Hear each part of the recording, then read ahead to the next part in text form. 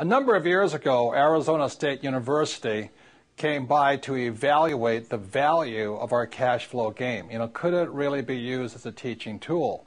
And thank God they found out it was a great tool. They evaluated students who were in the MBA program, and could the cash flow game enhance their knowledge of business, investing, and finance and things like that? So one of the things that Arizona State came up with, this was from Professor Dale, which came out in 1969, which I thought was very interesting. As I said, I didn't do well in school. And this thing here is called the cone of learning. And what they found out is people like me don't do well in school because the worst way to learn is by reading.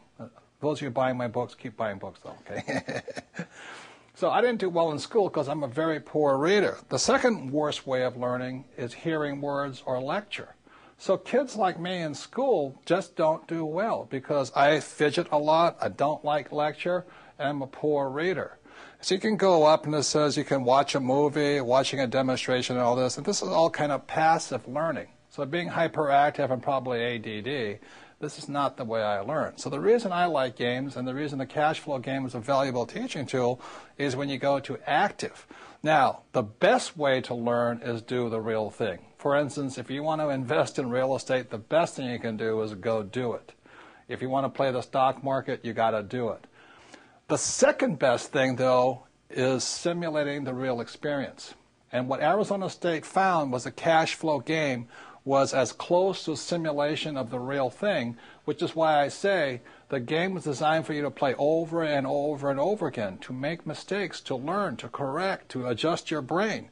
So that's why I love games, and I'm really glad to find out way back in 1969, Professor Dale found out the same thing I already knew, that by playing games and having fun is one of the best ways you can learn. So if you didn't do well in school or not, just by playing the game, you get smarter and smarter, you learn the vocabulary, learn how numbers work and all this.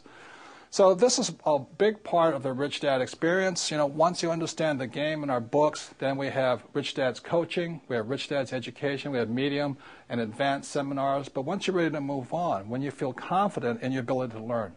So after you've done that, then you go do the real thing. So the reason most people get hammered on the real market out there is because they jump in, they have no experience, they do the real thing, and they lose all their money, and they wonder what happens. Then they turn their money over to somebody they pay to lose their money.